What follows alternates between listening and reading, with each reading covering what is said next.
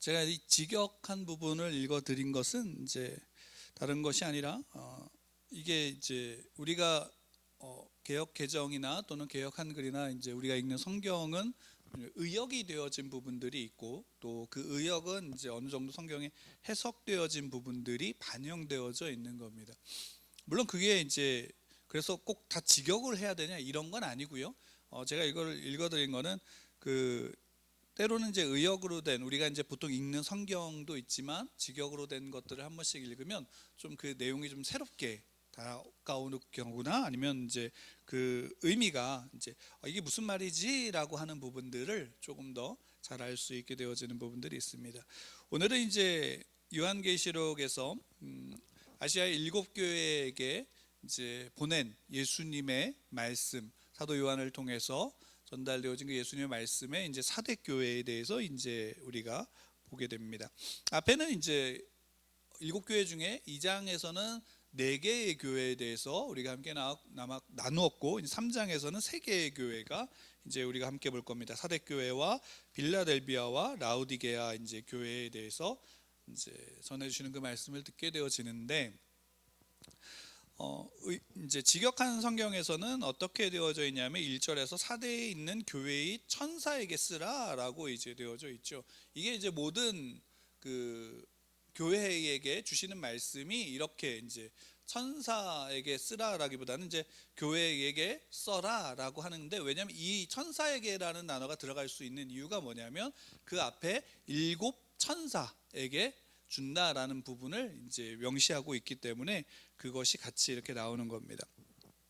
그러니까 이 아시아의 7교회에게 쓴 이 글들은 단지 어떤 편지로서가 아니라, 왜냐하면 요한계시록 자체가 이미 하나의 편지 형식이기 때문에 그 안에서 또 다른 편지를 이 각 교회에게 쓴 게 아니라 전체 하나의 편지의 내용에 그 중에 이제 아시아에 있는 교회들 7교회에게 쓴 내용들을 이제 예수님의 말씀을, 그러니까 소위 말하면 대언한 거죠. 선지자들이 하나의 말씀을 대언한 것처럼 하나의 말씀, 예수님의 말씀을 전하는 것인데, 이제 오늘은 그 중에 사대 교회에 대해서 우리가 함께 보게 될 건데, 사대 지방이 어떤 지방인지를 알면 여기에 이제 우리가 왜 사대 교회의 1절에서 보면 내가 살았다 하는 이름은 가졌으나 죽은 자로다 라고 하신 말씀이 이해가 돼요. 그냥 이렇게 되면 사대 교회는 물론 이 자체로도 그 의미는 우리가 충분히 이해할 수 있지만 왜 그럼 사대 교회만 이렇게 했는가라는 부분은 이 사대라고 하는 이 도시가 원래는 좀 오래전에 세워졌어요. 기원전 한 1200년경에 세워졌다라고 이야기를 되어지는데, 근데 그 세워지면서 이 사대가 왕국의 수도 역할을 했었어요. 굉장히 강력한 이제 왕국의 수도 역할을 했고, 그리고 이제 그러니까 군사력이나 어떤 그 지역에서 굉장히 중심적인 역할들을 했던 도시였는데, 당연히 한 왕국의 강력한 왕국의 수도였으면 전쟁이 자주 일어날까요, 안 일어날까요? 전쟁이 자주 일어나는 도시였던 거예요. 그러니까 전쟁이 여기에서는 안 일어나도 다른 곳에 이제 왕이 원정을 가면 군사들이 여기에서 차출해서 가거나 하는 일들이 비일비재하게 일어났고, 실제로 이제 그 페르시아의 왕 고레스에 의해서 이곳이 함락이 되어져요. 그리고 지속적으로 그 다음에 그리스에 의해서 함락이 되어지고, 그 다음에 나중에 이제 지금 이 시대는 여기 이제 성경이 쓰여진 이 시대는 어디에 함락이 되어지냐면 로마에 의해서 함락이 되어지는 거예요. 그러니까 전쟁이 계속 일어나는 도시예요. 근데 이제 나중에 또 보겠지만 이 사대 지역이 교통의 요지예요. 서머나와 버가모로 가는 길과 또 아시아에 이렇게 지나가는 길, 모든 도시로 가는 길들이 여기를 지나가게 되어졌어요. 그러니까 교통의 요지이기도 한 거죠. 그러다 보니까 침략도 많고 여러 가지 전쟁에 휩쓸리다가 이제 가장 심한 거는 뭐냐면 기원 후 한 17년경인가 굉장한 지진이 사대 지역을 중심으로 일어나게 되어져요. 그러니까 완전히 그 지진으로 말미암아 어떻게 되면 이 도시가 다 하나가 쑥대밭이 됐고 아예 이제 다 무너져 버린 거죠. 근데 이때 이 도시를 이 지진에 대해서 이야기한 것에 대해서 역사학자가 폴리니우스라고 하는 역사학자가 이건 역사적으로 가장 큰 재앙이다라고 말했을 정도로 그 지진에 대해서 이렇게 평가하기도 했습니다. 나중에는 그래서 이제 로마의 황제 티베리우스가 이 사대를 다시 재건할 수 있도록 도와주게 돼요. 당연히 그러니까 이 사대 지역에 이 도시에 살고 있는 사람들은 누구를 좋아할까요? 로마를 좋아하는 거예요. 왜냐하면 그때 티베리우스 황제가 이제 다시 재건하는 데 있어서 전폭적인 지지를 해주고 그리고 굉장히 빠른 속도로 이 도시가 재건되어지기 때문에 로마에 대해서 친로마적인 성향을 갖게 되어지고, 당연히 그러다 보니까 어떤 일이 벌어지게 되면 황제 숭배에 앞장서는 도시가 되어지는 겁니다. 근데 단지 그것만이 아니라 상업이 이제 발달하게, 왜냐하면 교통의 중심지였기 때문에 상업이 발달하게 되어지는 도시이기도 하고, 또 더군다나 이 사대 지역에는 뭐가 나냐면 금이 나요. 그러니까 이제 전설적인 어떤 부함의 상징이 되는 도시이기도 한 거예요. 그러니까 상업도 발전되어지고 또 그런 어떤 상징적인 의미들이 있으니까 당연히 이제 이 도시는 규모도 규모지만 이제 그로 말미암아 많은 사람들이 그 안에서 여러 가지 상업적인 일들이나 또는 경제적인 어떤 그런 호황을 누리면서 당연히 그 안에 여러 가지 타락들이 나타나게 되어지는 겁니다. 근데 이제 여기에 그 1절에 내가 살았다 하는 이름은 가졌으나 죽은 자로다라고 하는 말씀하신 이유가 바로 그런 지진을 겪게 되어져 큰 재난이나 전쟁을 겪었던 그들의 모습을 역사적인 배경 속에서 빗댄 거예요. 그 사대 교회를. 근데 더군다나 이 사대라고 하는 이 도시가 오래되었기 때문에, 그리고 이제 아시아에 속한 도시였기 때문에 당연히 여기에는 어떤 이들이 많냐면 유대인 공동체가 오래전부터 형성이 되어져 있던 곳이에요. 그러니까 유대인 공동체가 여기서 오래전부터 그들이 머물고 영향을 끼치기도 했고, 또 그로 말미암아 당연히 기독교인들도, 당시 그리스도인인 유대인들도 이곳에 많이 있었는데, 문제가 뭐냐면 그 유대인 공동체들이 여기에 그 이교도들의 그 문화와 이교도들의 그 생활 방식을 어떻게 하냐면 따라가고 있었던 거예요. 그런 이제 모습이 여러 가지 증거로 나타나게 되어지고, 당연히 그러면 거기 안에 있는 기독교인 유대인들도 그 모습을 어떻게 됐을까요? 따라가고 있는 거예요. 그러니까 여기에 사대교회의 문제가 뭘까요?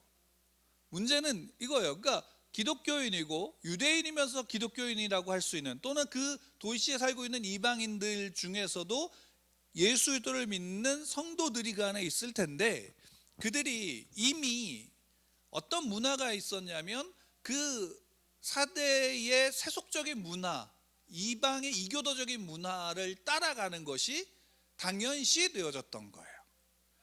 그러니까 이게 어떻게 본다면, 이런 모습을 본다면 우리가 이 모습이 겹쳐지지 않아요?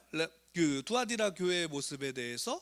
왜냐하면 두아디라 교회도 상업이 발전하면서 결국 거기 여자 이세벨을 용납했는데, 그의 가르침이 뭐냐면 야 괜찮아, 그러니까 소위 오늘날이면 술 먹어도 돼, 그냥 하루 빠질 수 있지, 그 길드 조합에서 필요한 일들 해도 돼, 그 여기서 나오는 음식 먹어도 돼 라고 하는 부분들이 비슷한 모습으로 있었던 거예요. 그러니까 여러분, 우리가 이 아시아의 7교회에 이 쓴 글들, 그 내용들을 이렇게 하나하나 살펴보면 에베소 교회처럼 어떤 특별한 이제 첫사랑을 잃어버렸다라고 해서 어떤 교리적인 부분들, 신앙의 어떤 교리적인 부분들, 진리를 지키기 위해서 애썼던 교회들도 있지만, 그러면서 잃어버렸게 첫사랑을 잃어버렸다라고 말씀하셨지만, 실제로 그 교회들 안에 이야기되어지는 하나의 모습이 구별되어진 것 같지만 동시에 어떻게 되고 있어요?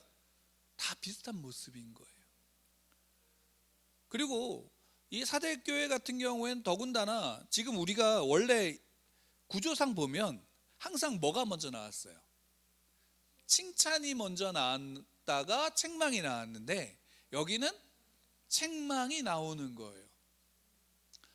그러니까 살았다라고 하지만 살았다는 이름을 가지고 있지만 너희는 죽었어라고 하는 그 책망을 듣고 있는 거죠. 그러면서 이제 2절에 다 죽었다라고 말씀하고 있는데 2절에 제가 오늘 직역한 부분을 읽었던 게 여기에 있어요.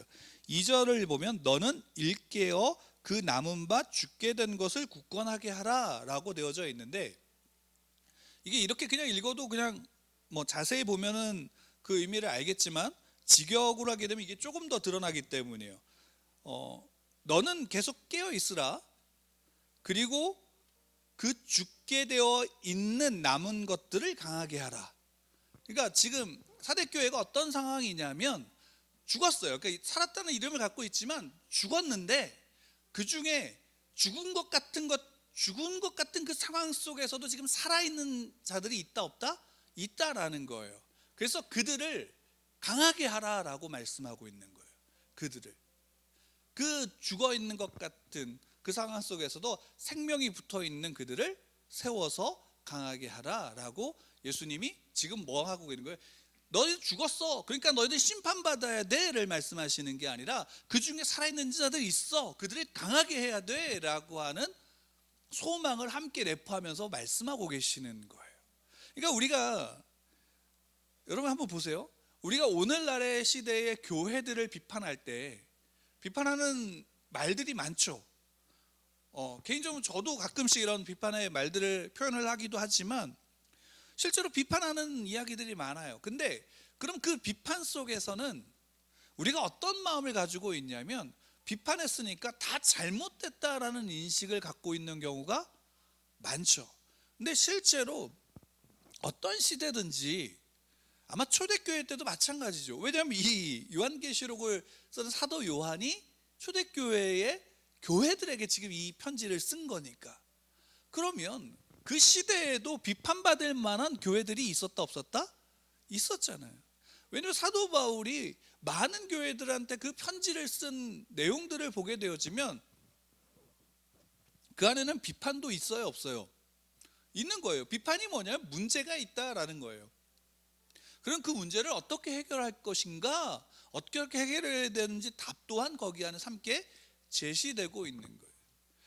근데 우리가 보통 우리 시대에도, 지금 이 시대에도 당연히 모든 교회가 다 건강하고 모든 교회가 다 바른 교회고 모든 성도들이 다 바른가라고 한다면 그렇지 않다라는 거예요. 다만 여기에서 중요하게 우리에게 말씀하고 있는 것은 뭐냐면 살았다는 이름을 가졌다라는 거예요. 그러니까 이것을 다르게 풀어낸다면 이런 의미이죠.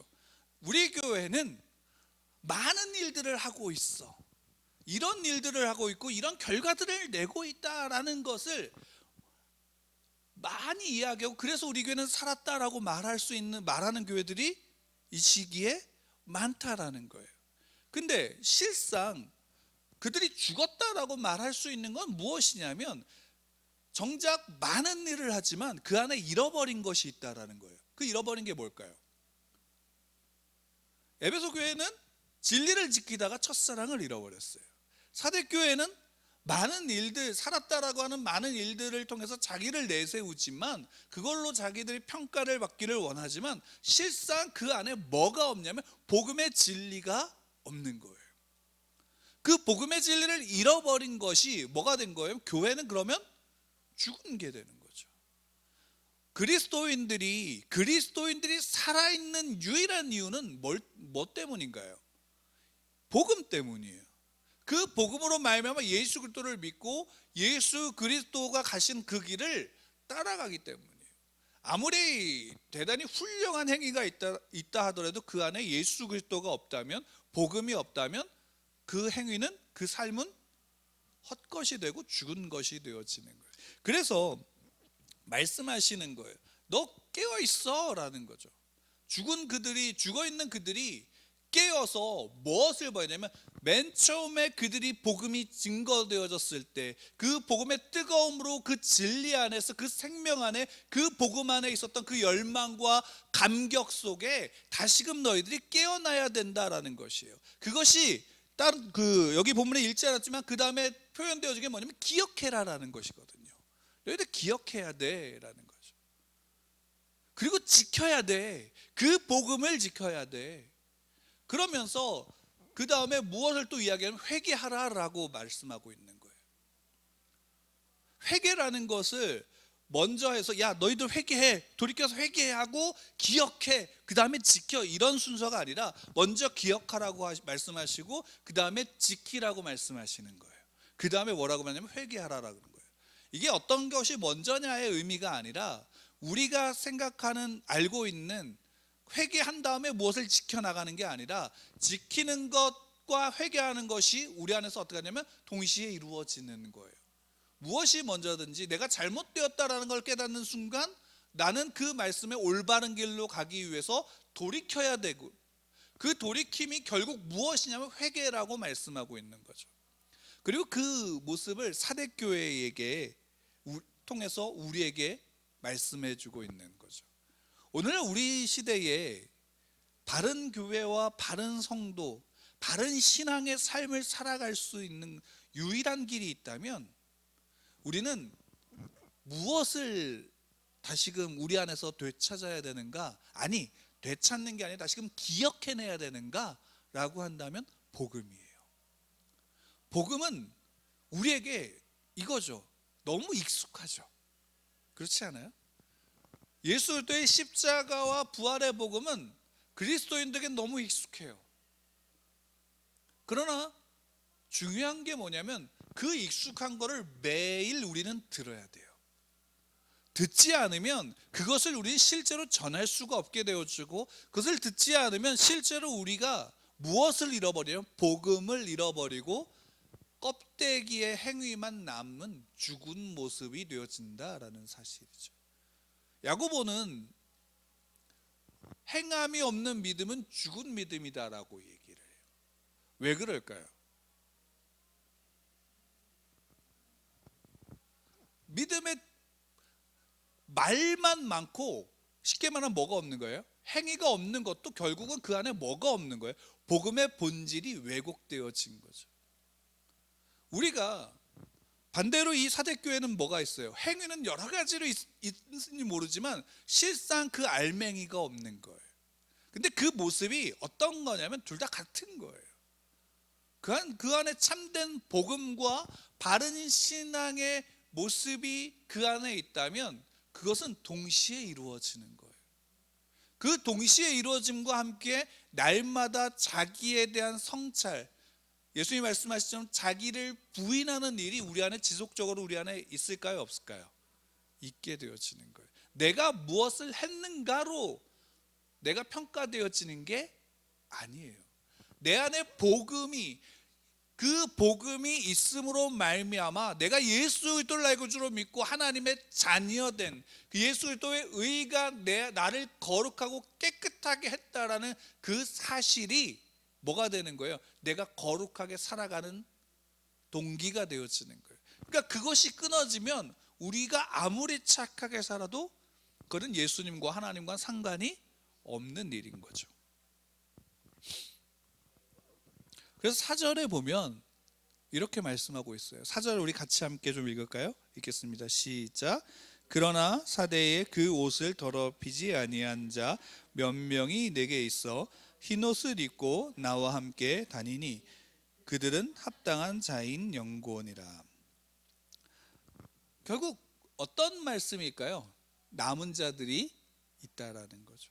그러니까 어떤 교회든지 그 교회가 죽었어라고 우리가 판단할 자격이 없어요. 어떤 신앙인이든지 그가 죽었다라고, 그가 구원받지 못한다라고 판단할 자격은 우리에게 없어요. 우리가 할 수 있는 것은 내가 혹시 그렇지 아니한가라는 점검이죠.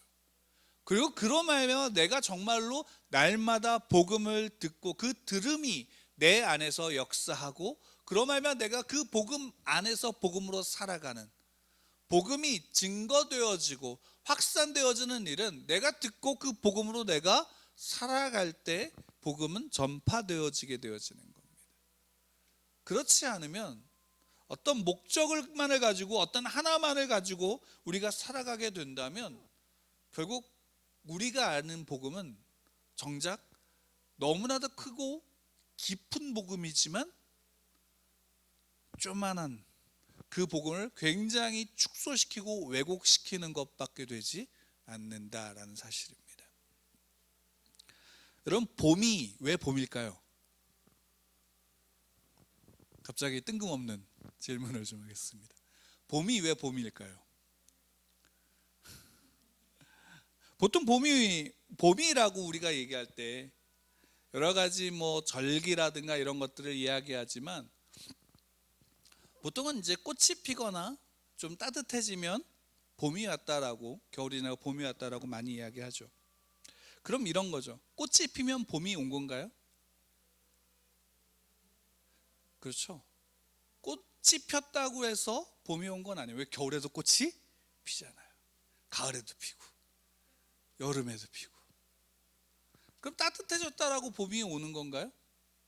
아니죠. 그 한 가지가 아니라 그 모든 것, 우리 주변에 일어나는 모든 것들이 우리가 이 지금 봄이 왔다라는 것을 우리에게 알려주고 있는 거예요. 그래서 우리의 시각과 우리의 인식이 좁으면 좁을수록 우리는 뭘로만을 봄을 느끼냐면 그거 하나만으로 느끼는 거예요. 실상은 봄이 온 거는 모든 영역이에요.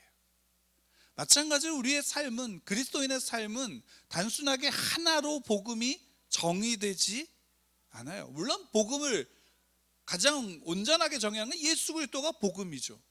그 예수 그리스도가 복음인 이유는 그 예수 그리스도의 복음이 단지 하나만으로 우리에게 들려지지 않고 우리의 삶의 모든 영역 속에서 우리를 인도하는 거예요.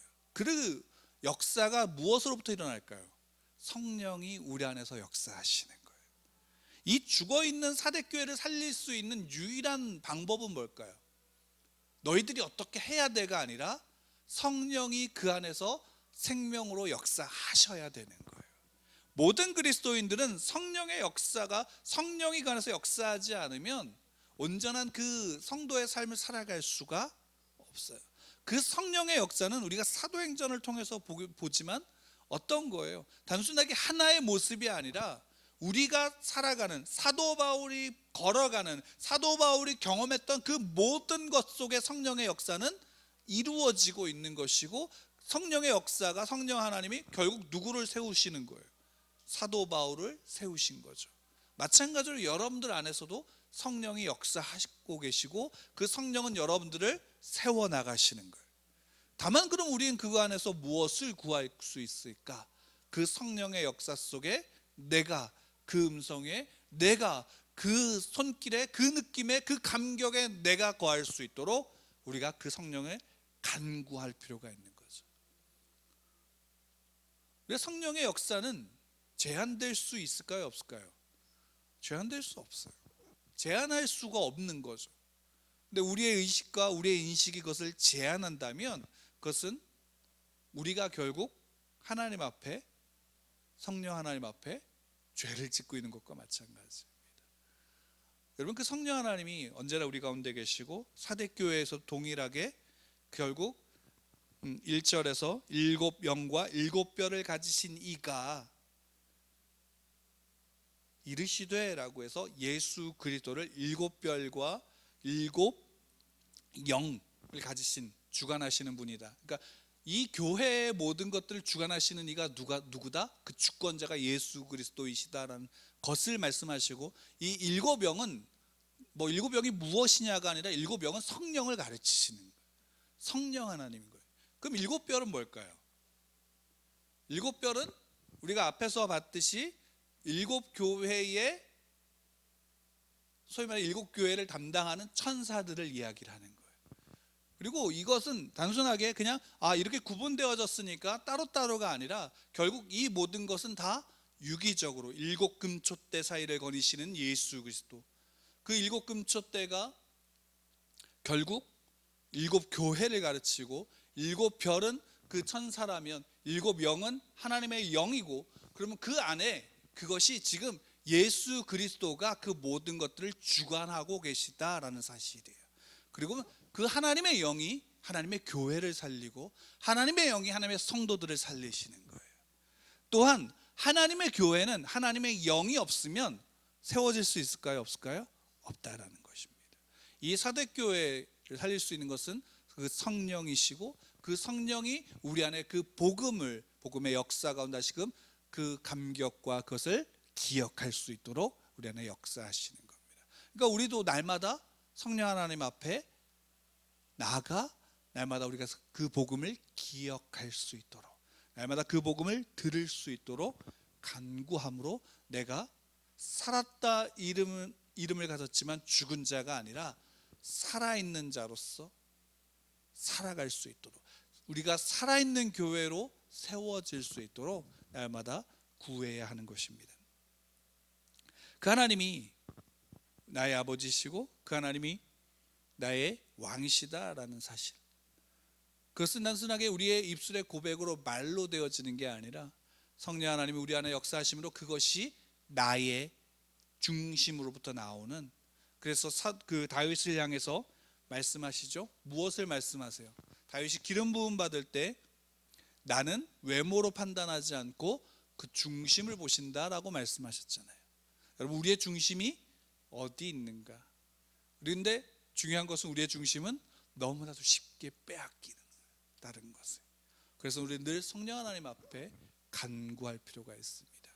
나의 중심을 온전히 세워주시도록 그 앞에 간구하고, 그로 말미암아 내 믿음이 굳건하여질 수 있도록 인도하여 주십시오라고 날마다 주 앞에 간구할 필요가 있는 겁니다. 그러니까 여러분들 기억하십시오. 여러분들의 삶은 남은 자로서 그 믿음을 지키며 나아가는 여러분들의 삶이 되기를 축원합니다. 성령 하나님이 여러분들 안에 거하십니다. 그 성령 하나님 안에서 나를 중보하고 계시고, 또 그분 앞에 내가 날마다 설 수 있도록, 또 그분이 나를 복음 앞에 인도하여 주십시오라고 우리가 날마다 기도하며 나아가는 우리 예수누리교회와 여러분들 되기를, 모든 성도님들 되기를 축원합니다. 기도하겠습니다.